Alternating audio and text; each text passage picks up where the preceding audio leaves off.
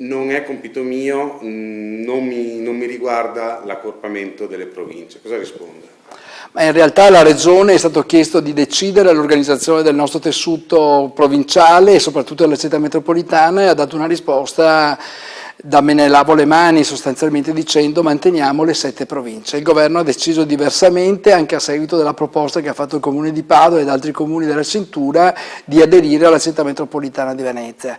Il risultato è stato un risultato intermedio, perché non c'è ombra di dubbio che siano intervenuti anche altri soggetti.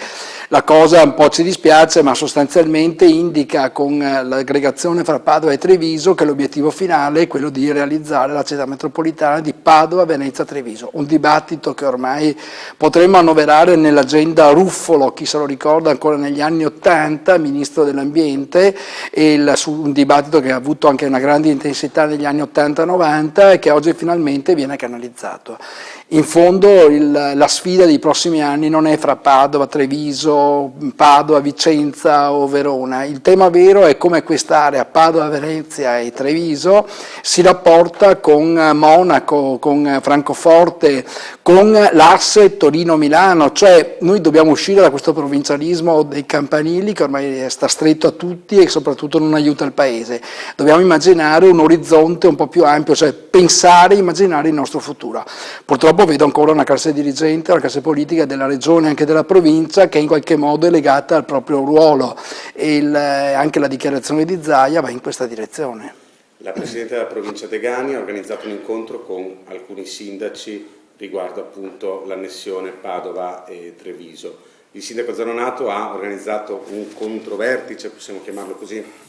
No, intanto bisogna mettere sempre nell'ordine le cose. In primo luogo è stato il sindaco che ha invitato tutti i sindaci della provincia per discutere di questo grande processo che si è messo in moto e che può dare risultati significativi. Vedo purtroppo che la provincia successivamente ha convocato solo ed esclusivamente i sindaci del PDL e della Lega, cioè ha fatto un'operazione di partito.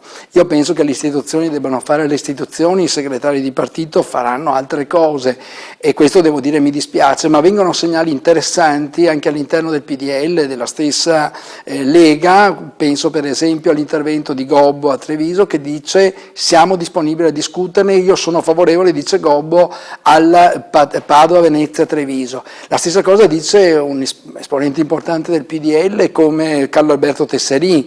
Questo per dire come c'è chi guarda al futuro, si pone domande anche nuove sapendo che vai su un terreno inesplorato, ma insomma è una sfida. Chi invece si adagia su una situazione che conosce, che però appartiene all'era napoleonica. In fondo le province sono state disegnate da Napoleone e ancora così sono rimaste.